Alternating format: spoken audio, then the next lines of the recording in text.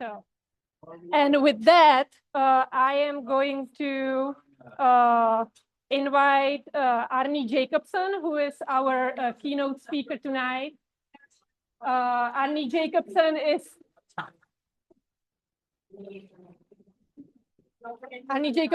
director of Schatz Energy Research Center and professor in the School of Engineering at Cal Poly Humboldt. So can you switch to Arne's presentation, Angel? Thank you. Well, good to be with you all here tonight, and looking forward to initiating a conversation. I'm going to be talking a bit about existing infrastructure related to energy here in the region. Oop, that's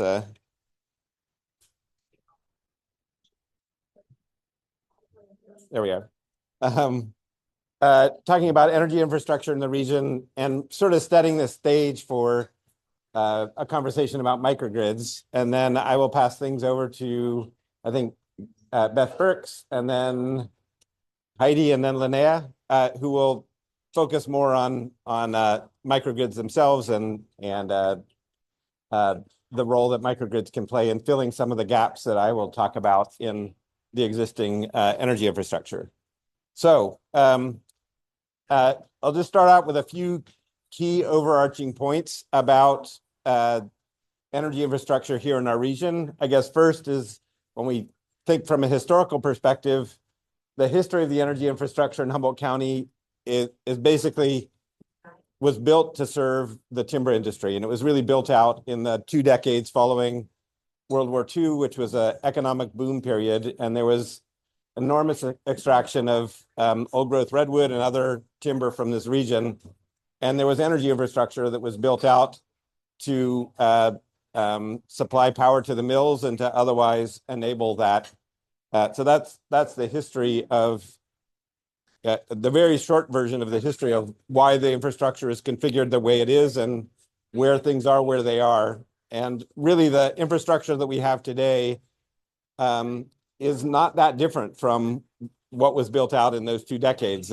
Components have been upgraded and replaced, but the architecture of the system is more or less as it was in the mid-1960s at this point. So there were significant investments in both electrical and natural gas infrastructure that occurred in that post-World War II boom, economic boom period. And then following that, since the mid-60s, investments that have occurred in the energy infrastructure have really focused on maintaining rather than expanding the infrastructure. So there have been, the power plant that's just south of here in Eureka, or just south of Eureka at King Salmon. That's a replacement for a plant that was put in the mid-50s. So there have been investments in maintaining that have been fairly significant in terms of replacing components, but there hasn't really been an expansion of the capacity or of the extent of that infrastructure to any significant degree. And I guess one thing that I won't spend that much time talking about here today, but would be happy to talk about if people have questions, which is the recently approved plan to build transmission infrastructure to support offshore wind. If that infrastructure moved forward, that would be the largest investment in electrical infrastructure to serve Humboldt County ever, but certainly since the mid-1960s. So there really haven't been very significant investments since that period, and this would be the largest. There's lots of nuance to discuss there, lots of pros and cons, but that's not really the focus of tonight. But if people have questions about it, happy to talk about it. So this is a map that shows the primary electrical infrastructure for this region. The blue lines are transmission lines that are owned by Pacific Gas and Electric. The grayish lines are owned by others, and the red is Pacific Power coming down from Oregon. The thicker the line, the higher the capacity the line. And so you can see that our Humboldt County's, from an electrical perspective, is relatively isolated from the main California grid. And the big power lines run up and down the I-5 corridor and to the east of us. We're connected by some fairly thin power lines that run long distance across rugged and terrain with a fair amount of fire risk. And then there are even smaller lines that run to communities outside of the Humboldt Bay region. The regional electricity use is concentrated in the Humboldt Bay region. That's where most of the population is and most of the electrical demand is. And the average use in Humboldt County is about 90 megawatts. The only reason that that number is important is that each of these power lines that connects us to the wider grid can carry about 75 megawatts, and they're meant to be redundant. And so we really only use the capacity of one of them at a time. And so these power lines that connect us to the wider grid are not even enough to cover the average load in this region.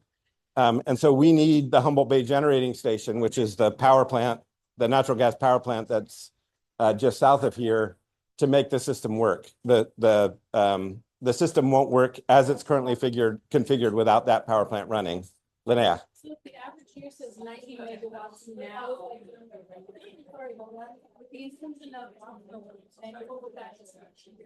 so the offshore wind wouldn't necessarily change the demand, because that's the demand, but it would, the generation that could be associated with that offshore wind could be on the order of 20 times or more larger than our local demand.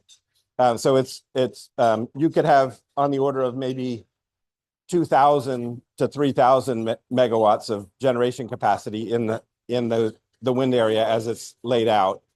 And so our infrastructure is vastly underbuilt to without significant investments to carry that power.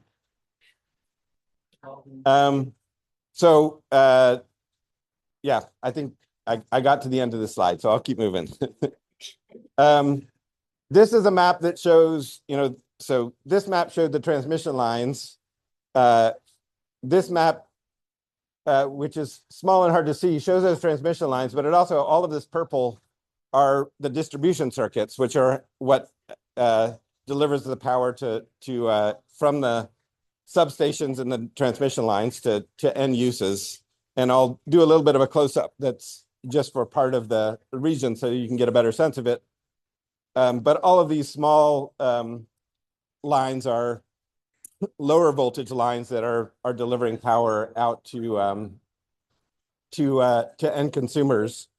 And so when we think about the infrastructure, it's not just the transmission lines and the substations and the power plants, it's that distribution infrastructure that also plays a really important role. And when we're thinking about microgrids tend to sit on the distribution system and to solve issues associated with electricity reliability at the distribution scale of things. So it's useful to be able to see that level of how things are built out as well. The Humboldt Bay Generating Station at King Salmon, or next to King Salmon, is the anchor power plant for the region. It consists of 10 16.3 megawatt engine generators, so it's 163 megawatts. So it by itself could carry the entire load for this region. It mostly doesn't. It mostly supplements what's being delivered from other sources. But if all of the other sources and the power lines go down, it can carry our region. It's primarily fueled by natural gas. It's a dual fuel engine generator, so it can also run on diesel fuel if needed, but mostly it runs on natural gas. And following the public safety power shutoff events of 2019, the system was configured so that the Humboldt Bay region and some of the outlying areas could operate as an island if needed. And since then, we haven't had those kinds of public safety power shutoffs in the Humboldt Bay region. the way that they have occurred in some other places. And so that configuration ended up improving electricity reliability in the Humboldt Bay region quite significantly. So and you look like you're gonna ask a question. Nope.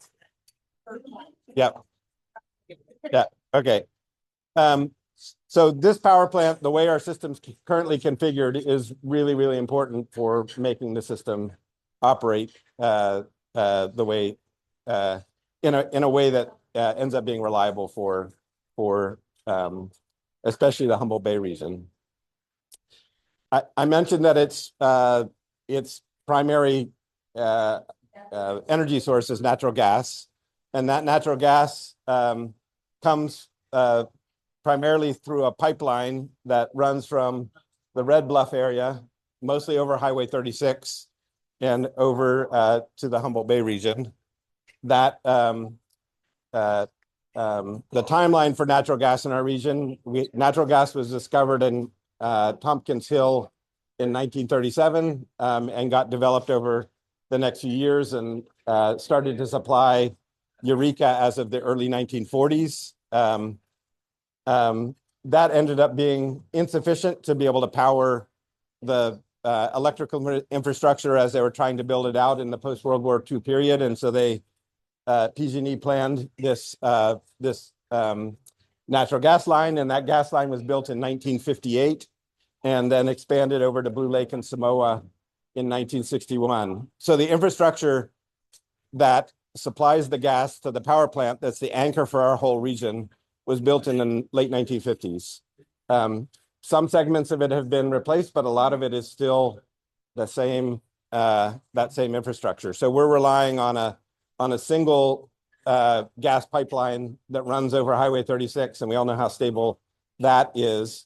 And without that power plant, our electricity system doesn't work. Now the power plant can run on diesel if needed, but that's not a great thing for us to be relying on for if there is a significant outage on that pipeline. So there's 3 days of on-site diesel fuel storage at the power plant. That's our backup for that system. Of course, more could be barged in, but you can imagine in an extended seismic event or other emergency that's a significant vulnerability for us to be relying on that configuration. So that's sort of a big picture configuration of how we're set up. I think the other thing that's useful to think about is the potential for investments in infrastructure in our region. Electricity and gas use in the region have declined over the last couple of decades, mostly because of a reduction in industrial use as the pulp mill and other mills shut down. This is electricity use and this is gas use. You can see they're both declining. Population is shown here in green, and that is increasing slightly. So those declines don't have to do with a drop in population. They have to do with a drop in industrial consumption. It's really hard to convince the state, and it's really hard to convince the utility that they should invest in expanding the infrastructure when the demand is declining. And so for this reason, investments in this region are really focused to the degree that they have occurred on maintaining the system, not on expanding it. And in the absence of some sort of external driver like offshore wind, I think it's pretty unlikely that there will be large investments in energy infrastructure in this region. We just don't have the demand that would drive that. That doesn't mean there haven't been some replacements and some investments. There have been a whole bunch of work that PG&E has carried out to replace wooden poles with metal poles. That makes it a bit more fire resistant or resilient from that perspective. There have been components that have been replaced. There have been substations that have been upgraded. The power plant, the old power plant got replaced with a new power plant. But I would consider all of those to be maintenance type investments. So when we think about electricity reliability outside the Humboldt Bay region, many communities are served by circuits that extend really long distances from Humboldt Bay. So just as an example, thinking about the Trinity and Klamath River valleys as they're served from the Humboldt Bay region, there's a transmission line, a small transmission line that runs from Humboldt Bay out through Maple Creek, up and over, and then down Highway 299 to Willow Creek, to the Willow Creek substation, and then up to the HUPA substation. Those are, that's a line in a circuit that was built out in the 40s and 50s. And it ends up from those substations having distribution circuits that run long distances up the Trinity River as far as Del Loma, up 299 and over to the Redwood Creek Valley, and then serving the HUPA Valley up to Witchpeck and down Highway 169, and then out 299 to Orleans and San Luis Bar. So those are really sprawling distribution circuits at the end of a really long, small transmission line. And those circuits are among the least reliable in the state. Outages are extended and frequent. Both the Willow Creek and HUPA substations and their associated circuits are frequently on the top 10 list of least reliable circuits in the state because of the number of outages that occur there. And so that's the context for thinking about microgrids, is that especially on these for communities like the HUPA Valley and the upriver part of the Yurok Reservation, Orleans and San Luis Bar, as well as other communities that are in these outlying areas, they're experiencing electricity reliability that is, we don't have the best reliability in the state here in the Humboldt Bay region. Those communities have much, much worse electricity reliability than we have here. And microgrids are a technology that or a system that can play a really important role in working to address that, while also relying primarily on renewable energy sources that are good from an environmental perspective and are also generating revenue during the period that you don't have an outage. And so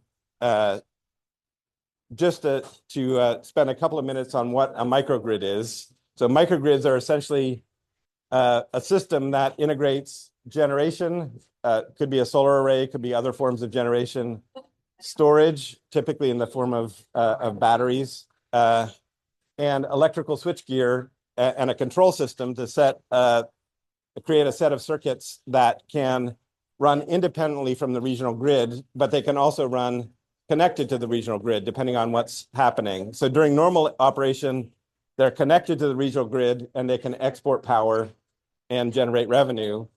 And during a regional grid outage, they operate in island mode and can provide resilient energy services to connected facilities. So this, from a diagrammatic perspective, gives a sense of that. So you've got a generation source, a storage source, a switchgear that connects to the wider grid, and then a set of loads that are within that area that provides sort of a pocket of resilience in the electrical grid. Over the past decade, multiple innovative microgrids have been developed in Humboldt County, starting with the Blue Lake Rancheria, who's played a leadership role in this. I don't want to steal Heidi's thunder, but this is a picture of the microgrid in Blue Sky operations. This is a picture of that microgrid on the night of the December 2022 earthquake that took out the grid for the entire region. So Blue Lake, which is behind the Blue Lake Rancheria, is in that picture. It's just there's no light there. And this is what the Rancheria looked like at that time. It's hard to zoom in and see, but there was a whole long line of cars. This was one of the only places that you could get fuel or ice. so the Rancheria was serving thousands of people that during that event for that purpose, as well as reserving the ground floor of the hotel for people who had medical conditions and needed medical devices and a whole range of other services. So the Blue Lake Rancheria just moves into this emergency response mode. That's partly enabled by the microgrid, but it's also enabled by how the tribe has prioritize what they want to do in that circumstance and has trained staff to be able to provide all of those services. So it's all of those things together that make it this resilience hub and hub of service for our region. And the idea is that we want a lot of those kinds of resilience hubs across our region, because that's what's going to make us stronger collectively to be able to withstand these kinds of outage events. So just a few concluding notes. So to summarize, our electrical system was developed in the post-World War II economic boom period. Investments since the mid-1960s have focused primarily on maintaining rather than expanding the system. Electric service reliability is very poor in some communities in the region, especially on those circuits that extend long distances from Humboldt Bay. And renewable energy microgrids can be used to improve reliability of electric service, especially in these communities. And with that, I will turn things over to Beth to talk about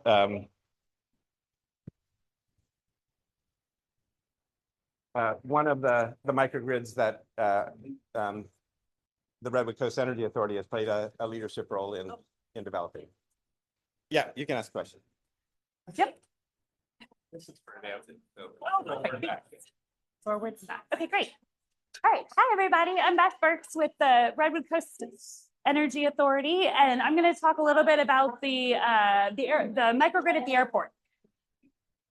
All right. How are you sounding? Okay. So for those of you who don't know about our CEA, I think many of you do. I see some board members here, some past board members here. But for those of you who don't know, we are your local non-for-profit electricity provider. We are the default provider for Humboldt County. We are a joint powers agency. So we have on our board a representative from each of the cities, the County of Humboldt, and we also have Yurok Tribe and Blue Lake Rancheria on our board. We provide the electricity generation services in place of PG&E. So for most of you, for 90% of the county that are in our service area, you're getting a bill and we are the generation portion of that bill. We are mission driven. We have local control. We're all about renewable energy, resilience, economic development, or economic benefits, and energy efficiency. So specifically for our microgrid project, it's located at the airport, like on the airport property in McKinleyville. It's a county-owned property. It was California's first renewable front-of-the-meter multi-customer microgrid. So when we say front of the meter, it just means that it can serve multiple customers, not a single home or a single business. It's serving, I think, about 20 customers on the other side. So the core components of this, we've got several components. First of all, there's 300 kilowatts being generated that just goes straight to offset the use at the airport. So this, in a sense, as I mentioned, it's located on the county land at the airport. And so this is essentially paying for our lease. So this is how we cover that. We offset their electricity use at the airport. It covers our ground lease fees. Then there's a solar array that is feeding directly into the wholesale market, and a battery storage system that can provide about 8.9 megawatt hours of energy. And we arbitrage that. So we store the energy, and then when times are good, we're gonna put it back into the wholesale market when things are more expensive. So it does, as Arne mentioned, a feature of a microgrid, it does have the ability to island when necessary. So most of the time, the power we're generating is, again, offsetting the airport and then feeding back into the wholesale market. But when needed, we can island and not feed back into the wholesale market and just take care of those 20 customers. So, the primary benefit to this, the resilience it offered, is it does keep the airport going. When we're in that island mode, it can seamlessly keep the airport functional. It also serves the U.S. Coast Guard and the animal shelter. In addition to some odd uses like the gun club that's out there, we'll always have power. And then, as I mentioned, the rest of it's going to the wholesale market. So our role in that, we were the project developer, and we are currently the owner and operator of this system. It's actually one of the few generation systems that it's the only one that we are the actual owners of. The other systems we have long-term power purchase agreements with, but this is one that we actually own this generation, operated ourselves with the help of Schatz Energy as our engineers of record. And as I mentioned, we're participating in the wholesale market on a day-to-day basis. We don't need to go into that islanding mode. This project development took about 5 years from sort of design and inception to actually going live. So it went, I think the first grants were applied for and the design started in 2018. And then it went actually energized in 2022. The cost for this, we combined some different funding sources. So we had an EPIC grant from the California Energy Commission that was about $5 million. And then we put about $6.7 million in this USDA low interest loan. And so as an organization, as RCEA, we are still paying off that low interest loan. And we are just barely kind of breaking even at this point in terms of what we can sell to the wholesale market and those loan payments. So it is a very long-term investment. We thought it was important for resiliency. I wouldn't say we've realized any, money-making capabilities out of it quite yet. But again, we can, the others we had to coordinate with to get this job done. Federal Aviation Administration, as you can imagine, permitting. You're in California, you're at an airport in California. So definitely a ton of permitting went into this. County of Humboldt as the owner of the property, Schatz Energy Research Center, doing, prime contractor, integrator, designer, just huge project partner on this, continues to be our engineer of record, continues to help us with maintenance of the site. PG&E, utility partner, again, they cover that distribution and transmission component of it, and really we feed through them to go into that wholesale market. It is a Tesla solar and battery storage system out there. So why it matters, I think we're all familiar with how important it is to keep the airport going. It's 50,000 flights annually. We do our emergency medical transport out of there. And the Coast Guard serves 250 miles of search and rescue territory. And again, we can keep them going when we go into islanding. So we have, as already mentioned, with that earthquake in 2022, our system went live in June of 2022. That earthquake was in December, and the 6.4 was in December that year. And we seamlessly were able to serve the airport for 15 hours while the power was out. I think 70,000 customers were out of power. Airport stayed on for 15 hours thanks to those batteries that we had installed. So since that time, we're all familiar with the 7.0 that happened a couple years later. There's been over 14 atmospheric river events. Oh, and one thing I wanted to mention about that 6.4, that was on December 20th, which was the solstice. So you think about this as a solar array, heavy storms, which were happening at that same time. So, lowest, the sort of darkest time you can imagine, and it still was able to keep the power on for 15 hours. So I think it's just really a testament to the design and that it works, and that it can provide that resilience even in kind of the most adverse circumstances. So we've had, fortunately and unfortunately, a lot of opportunities to test it, and it works for the purpose that it was intended. So that's really it for me. Does anyone have any questions?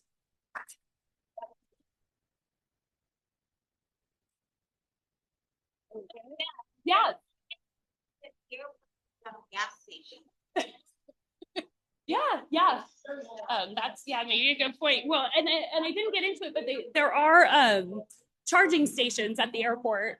And I think they're also looking at the vehicle to grid integration. So maybe not a gas station at the airport, but there is electric vehicle charging capability. And then we'll have hopefully that vehicle to grid integration so that you could use those charged up vehicles to provide additional power.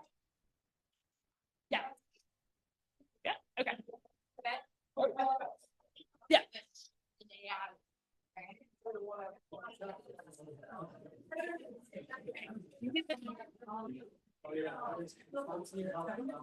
Okay, so our next speaker is Heidi Moore-Guynup from Blue Lake Rancheria, and she will be followed by Miss Linnea Jackson from Hupa Valley Tribe.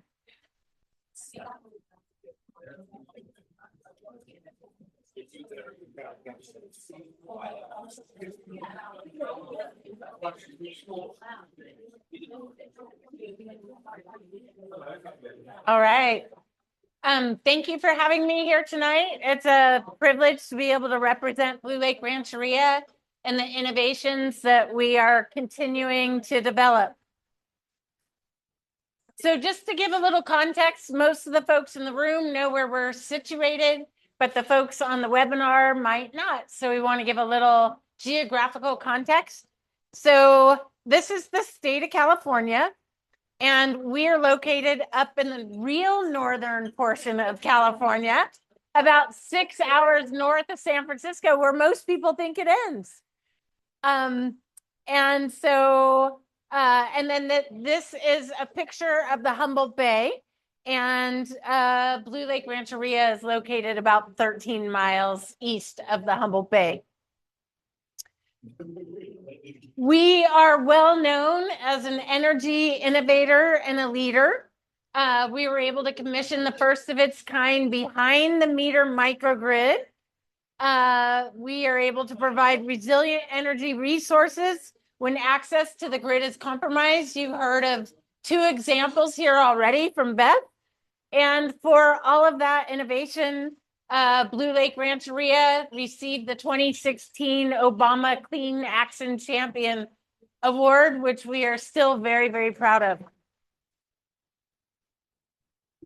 We have a very diverse approach to decarbonization. That includes obviously our microgrids, but also we worked with grid alternatives and we designed a portable, though it does require 2 strappingly strong people to lift it. But they're called Moore-Bugs, and these are solar generating generators. So if you think about a tarp that you can open up and lay across a building, a storage shed or a truck bed, the solar electrification generates enough energy that then you can plug things into this generator that is 0 emissions. We also did a hotel remodel with LEED industry standards. Wanted to make sure that the choices we are making about materials were done so through an environmental lens. We are actively engaged in comprehensive land acquisitions. We have recently, so a year ago, we had 100 acres at Blue Lake Casino and Hotel. And since then, we've diversified to 800 acres across the region, 400 of which are forested lands, and an additional 250 of sea level rise vulnerable marshlands. And then we are being the stewards and the tenders of those lands. We are increasingly diversifying our vehicle fleet to EVs. We are upgrading equipment, engaged in sea level rise mitigation. Humboldt Bay is one of the fastest levels of sea level rise in the nation. We are working on restoration practices, cultural burns, air and water quality monitoring, data dashboards, all with a lens of working towards green, teal, and blue economies. So Arne has already kind of identified the components of a microgrid, but just to reinforce as an educator myself, oftentimes if you hear something more than once, it's 6, but you're looking at a generation source. In our case, that is primarily a PV solar array. Then you're looking at an energy storage. In our case, these are batteries, large scale batteries.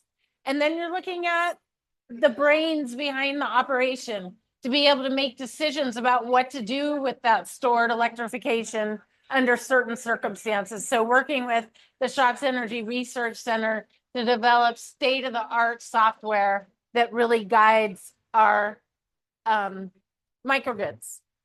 So you'll see this illustrated in a visual example. And then you'll see we actually have 4 independent microgrids. We often talk about the large scale microgrid that most of you are familiar with, but our convenience store and gas station has above the tanks there, the pumps, we have photovoltaic, and we're able to completely support the C-store with our microgrid. Then also at the tribal government office, we have an independent microgrid. And then we have the campus scale microgrid, almost the same exact images that Arne shared. And I do have to give props. I believe this was Arne flying a drone during that earthquake event to capture that picture, which has been shown internationally as an exemplar for how resilience really does matter in times of greatest need. And then just to again mention that what we did at Blue Lake Rancheria helped to inform what happened at the airport.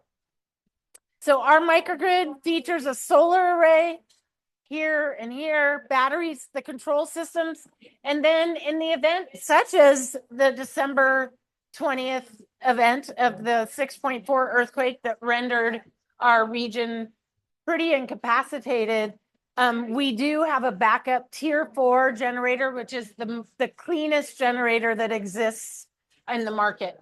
And so because it was a dark, blustery, cold day, we weren't generating new electrification through the solar panels. So we used our solar battery storage for as long as we possibly could. But there can be a lot of deterioration of the battery quality if you go beyond 30%. So when we got to about 31%, we switched over to our diesel generators. But again, making decisions about our purchasing of generators to make sure that they are as clean as possible.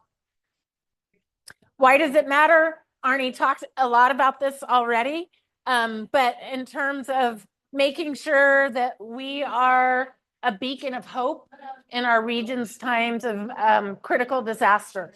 So Arne mentioned that our hotel becomes transitioned for folks that need home dialysis access. We provided ice, we provided a warming center, charging center for folks. We provided daycare services for folks that needed to go to work. We provided access to warm food.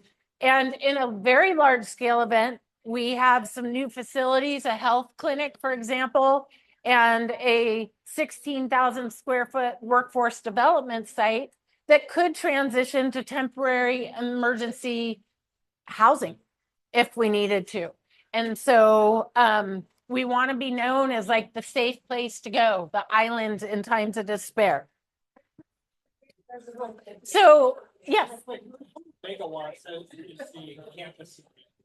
Well, I'm going to get into the terrace and then I'm going to pitch it over to Arne, who's going to talk maybe about the large scale project. So great question. So I talked about 4 independent microgrids. They work independently now.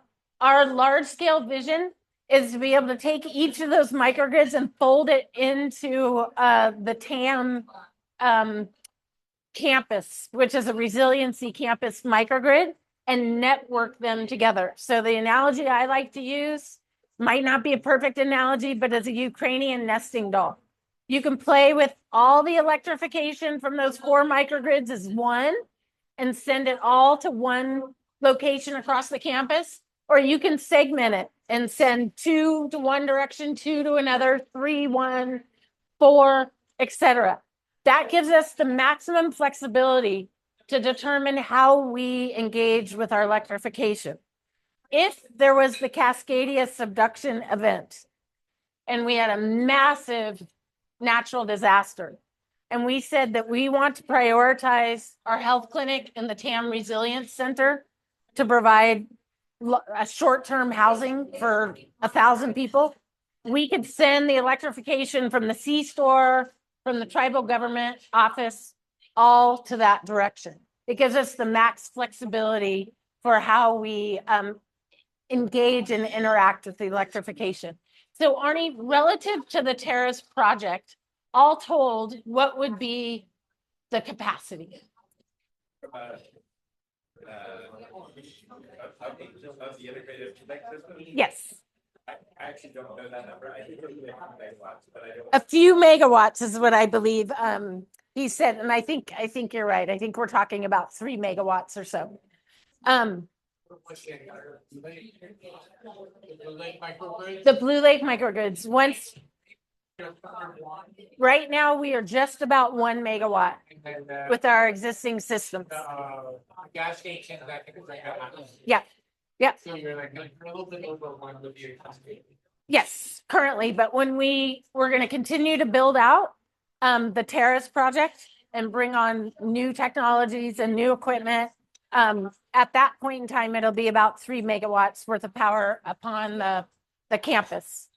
And so also what we're doing at Blue Lake Rancheria with the support of Redwood Coast Energy Authority and the Schatz Research Center is we're proving up this state-of-the-art, never done before technology to serve as the demonstration site for a much larger integration that Linnea is going to talk about. So we are very, very proud. We're a very small rural community, but we are engaged in technological advances that can help rural America, that can help rural global energy access. And to that end, thank you. These are our partners. It includes the Redwood Coast Energy Authority. They stepped up in a big way to be our administrative lead. Blue Lake is innovating on the technology, which then will be adopted by Hoopa Valley and the Yurok tribe. We're working with PG&E. Arne talked about upgrades to the existing Hoopa 1101 would be in the billions of dollars. We would be able to provide a companion system for about under $300 million. So it really is a bargain. And then, of course, with the technical acumen and expertise of the Schatz Energy Research Center.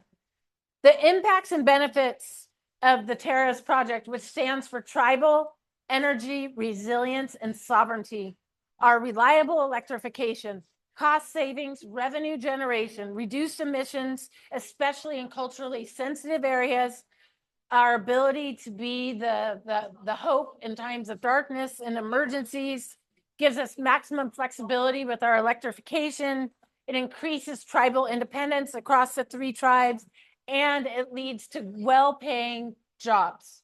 We have developed and designed, along with the Hoopa, Karuk, and Yurok tribes, a low voltage apprenticeship program.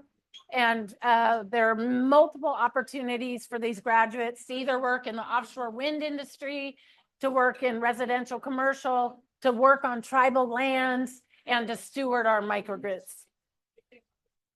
I want to talk just for a moment about the next S-curve for Blue Lake Rancheria.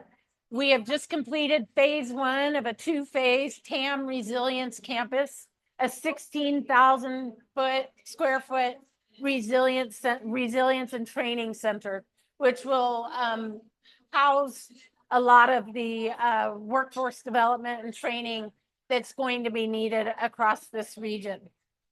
I also wanted to mention that we were the recipients, along with other tribes and the Redwood Coast Energy Authority, of an $88 million Department of Energy GRIP grant. And we hadn't heard anything since May 17th of last year.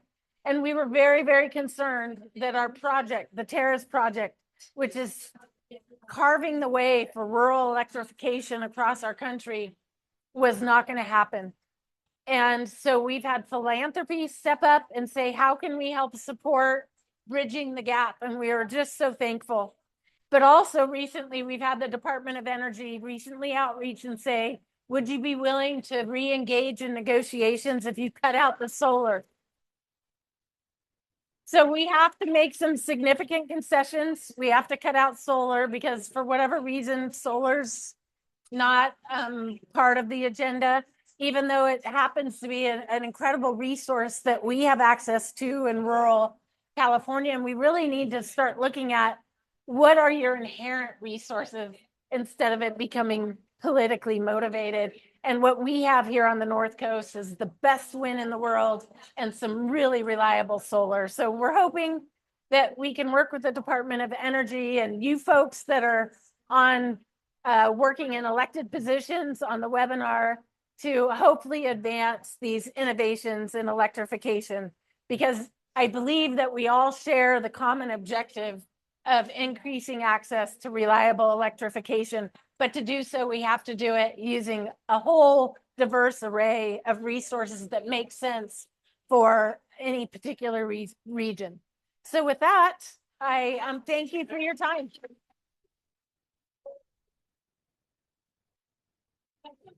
Any questions? Oh, hi. I was wondering if you could tell me a little bit about the Moore-Guynup. Does that mean it's actually portable?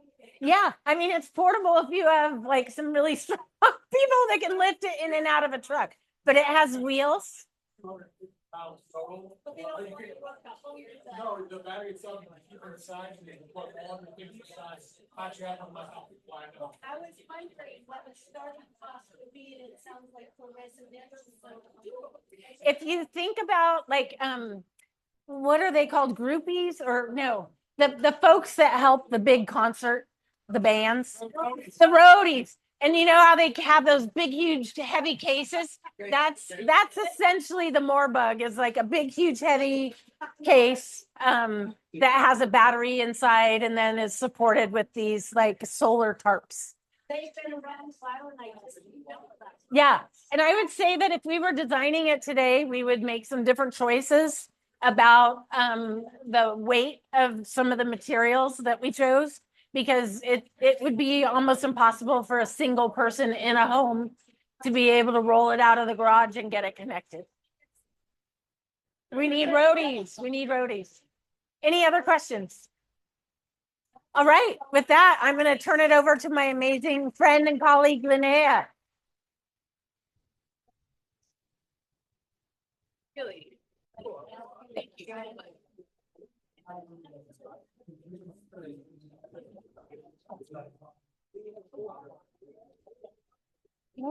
Can you grab this for me? The nails are giving me a. No, you're good. Is it? Okay.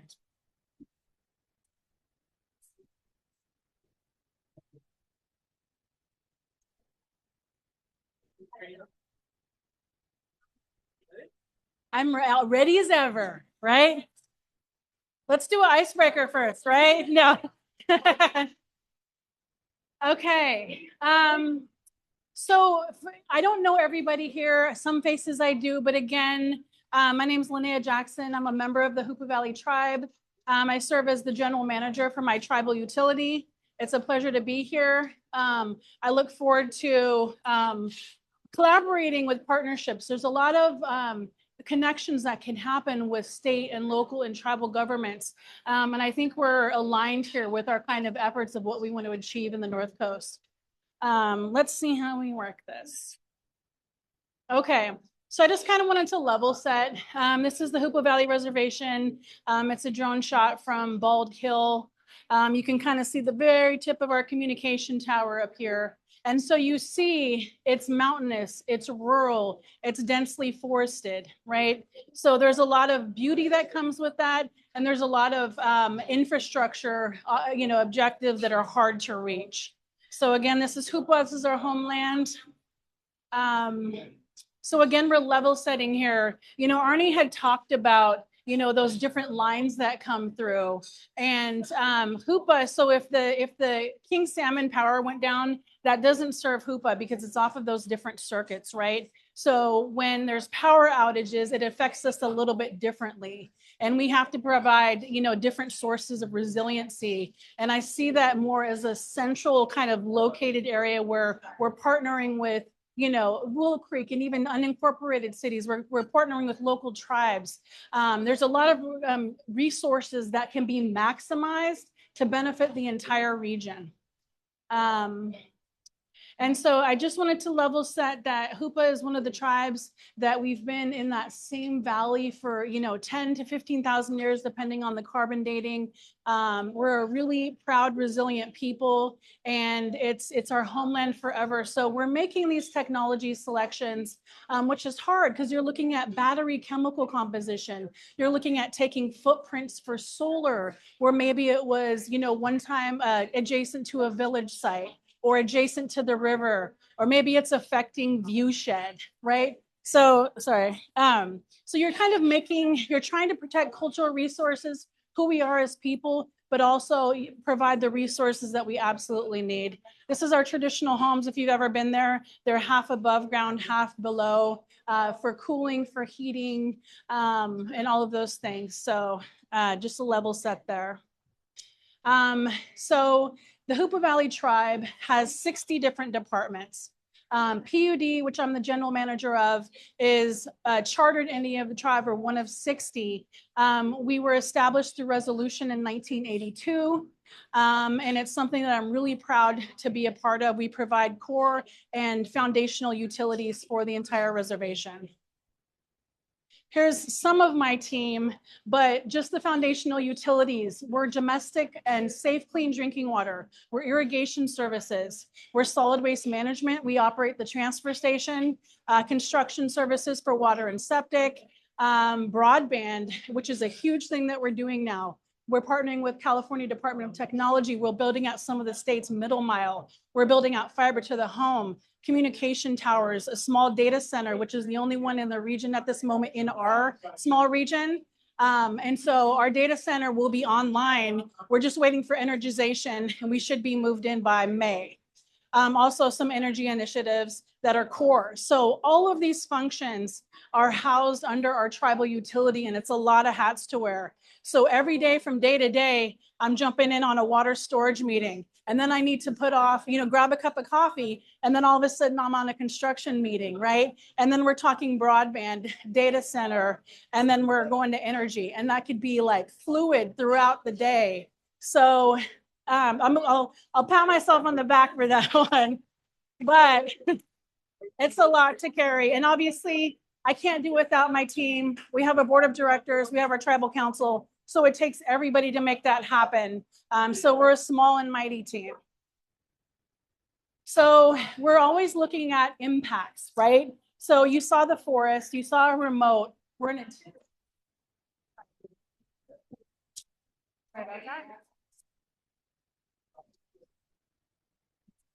See, we're already starting partnerships. Right? I don't know why I can't get this attached.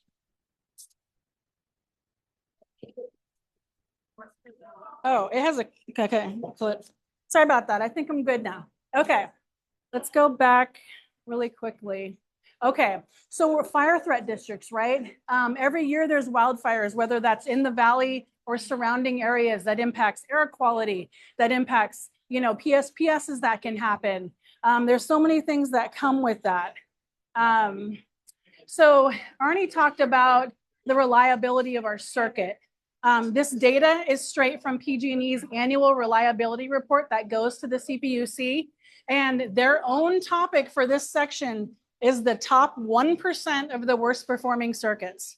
1%. And if you see this arrow, here we are at the Hoopa 1101 circuit, and we're in the top 3 for outage minutes. And so if you look at the average customer of PG&E, they might range from, give or take 200 minutes of outages per year. We are over 3,168 outage minutes. So if you think the exponential time frame of the outage minutes that we receive, so think about what I manage. It's affecting water. You have to have pump resiliency though, so that water can contain. You're looking at critical communications. It's the broadband, it's the emergency services, it's medical devices. We have people that, you're trying to hook up and daisy chain a generator. Otherwise, you're going to lose your food sources. They're traditional foods. You can't just go to Costco and get your, traditional salmon and your berries and all of those things. There's things that you can't replace, right? So think about that. Top 1% of the worst performing circuit, 3,000 outage minutes. When we're talking about elected officials and policies that need to be changed, so if you look at the circuits that are in the red, that means that they have been on the top list for multiple years over and over, right? To me, I don't understand why policy does not follow immediate investment, required investment into those circuits, right? I understand low client base, low demand, but it's also resiliency issues that are impacting quality of life. So you're thinking about in the red, top three, that's a huge statement to me. And I always love to say, you know, the top 1% worst performing, all we can go is up from here. And that's what we're trying to achieve. So I was actually out of town. So we talked about wildfires, right? You're looking at high temperatures, maybe drought conditions, high temps. So HUPA in the summer can also, you know, be upwards of 105, 110 on some days. But this was last Wednesday. So when I was out of town, we had that storm event that came in. And so this is my crew going up to our communications tower. So power's out, generator faulted, did not turn on. So the transfer switch called for power, didn't turn on. So these guys get to bring out the toys. So they had a great time troubleshooting because it's critical communication, right? But you can see, you can barely get up to the tower. We had brought this side by side with tracks, so they love, you know, an excuse to do that. But they're going up to the tower for critical communications. You know, on that tower is AT&T, the sheriff's department, you know, all of those critical communications that are up there. So that's our team, and this is just last Wednesday. The snow doesn't stick, but the snow definitely has an impact. You're looking at the snow that's weighing down the trees. Trees will snap, power line comes down, right? So there's all of those things. And so there's my team's resilience to create communications when power goes out, backup resiliency didn't kick on.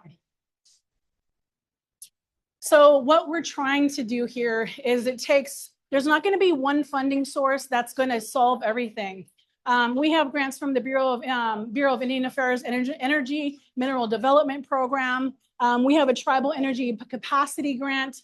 I want to thank the Humboldt Area Foundation who has come in to support not only through Core Hub, because we've had a lot of time into that, right? But also the Tribal Climate Resilience Network that brings together local tribes, provides resources, allows us to attend events, have a voice, you know, provide legal response. So maybe we can sign on to a letter and have, you know, our voices heard from a stronger collaborative body. And so I wanted to big up philanthropy, which is what we're going to need to come in, right? So we have a regional resilience grant program that's being facilitated by RCEA. And I'm working with Juliet on that. That's providing resilience to fire departments. So our HUPA Fire is getting resiliency solar battery backup as well. And that project actually served 17 different fire department projects across the county. That's amazing. I always said that's a bit ambitious, but okay, I like it. It's working. These two are still in negotiations, but we're working with PG&E on a community microgrid incentive program. We've had to push back on policy and contract language, and that means having to submit comments to record, going back to the CPUC to open up the proceeding and have them consider changes to policy, right? So that's a huge state. That's your legal team. That's your, you know, writing team. That's working with our regulators. And so it takes partnerships again, and I'm going to highlight that again. We're also working with the California Energy Commission on a long duration energy storage battery project. We expect to have that award on the May business meeting. That's in partnership with Schatz Energy Research Center. We couldn't do it without our technical team. But you're looking at, it's my favorite thing to say, is like a vanadium redox battery, right? You're not looking at lithium, you're looking at different technology. Is that proven? Is that outsourced? You know, we have their team that's actually meeting with them, going to the site visit, because Pesquenta on the 105 or the I-5 and Viejas also have a same program where they've been able to go see the technology in person. So we're looking at a long duration energy storage component of that. I'll talk a little bit about DOE, and this is, you know, my personal feeling on it. It is, devastating when change in administration. We've worked years. This is our second round of submitting for DOE funding under the GRIP, Grid Resilience and Innovative Partnerships, right? So we submitted under CTERA, weren't awarded. Then we decided to come with a regional approach, and we got the conditional award, right? Only to have changes in administration saying, we're going to roll all that back. We're going to pull $7.5 billion from this country. And then last night at the State of the Union, he's still saying, drill, baby, drill, right? So this is my own disgust with that. But I feel like, you know, those can cycle. What this country is looking for can change in 2 years. And we will be here. So I have no doubt we'll receive all the funding. It's which program is going to fund it and how long is that going to take? So we've talked about tribal energy resilience and sovereignty. We are looking at solar, battery, and in HUPA, a small hydro project. So we're looking at different resiliency, so where we can provide the 24-hour resiliency that's required under the MIP grant. So we're having to stack these programs in order to come up with the holistic solution. Again, we couldn't do it without RCEA, who's the lead applicant. Couldn't do it without Schatz, and we couldn't do it without our project partners. Just a little bit about the Valley. We're looking at solar and Masonite Mill Creek, solar and battery on Wagner. We're looking at the substation and a small hydro project. And that's all different technology selections, right? You're looking at different components. You're looking at watershed protection. You're looking at a creek that has, you know, endangered species in our salmonoid population and the whole ecosystem. So it's not just technology, it's not just the funding to build, it's cultural protection and environmental protection as well. So with that, this is designed to, this area you see here is the core zone. So with the available funding, that islet, that area in pink would be able to be sustained during an outage. So with the collaborative projects, we would have the whole circuit. You have Upriver Yurok, and they're developing their own technology solution, so they'd be able to island. And then the HUPA 1101, I think, is 144 or 142 mile circuit, and it goes all the way up to Orleans and to Somes Bar. So you're looking at a wide region. And so you think about the partnerships that could happen there. You're coming with the project here being able to island. You're coming up with HUPA with resiliency being able to island and support. And, you know, Northern, there's other projects as well. So we're looking at a regional huge footprint that we can support for energy resiliency. And so since we're talking about elected officials, I wanted to, you know, commend the California Energy Commission. The CPUC was also at this. We need our elected officials, whether that be state, local, or federal, to be supportive of this, to understand the investment that's needed. So I wanted to say that they passed a resolution supporting tribal energy sovereignty, and those types of awareness needs to continue to happen. Again, it's the Energy Commission, California Public Utilities Commission. You had the local tribes there. You had our energy resilience partners. And that also, you know, comes to, you know, the Humboldt County Commission and the city commissions. So we talked about workforce development. You know, we're a part of this county. We're included in those numbers. There needs to be more partnership as well. So I'm just going to continue to say that. But the elected officials need to keep continuing to support these projects and understand the importance and resiliency needs that are there. What are our goals here? So we talked about self-generation. We're going to improve energy resiliency. We're going to strengthen tribal energy sovereignty. We're uplifting communications infrastructure, our fiber optic network, solar and battery solutions, climate adaptation goals.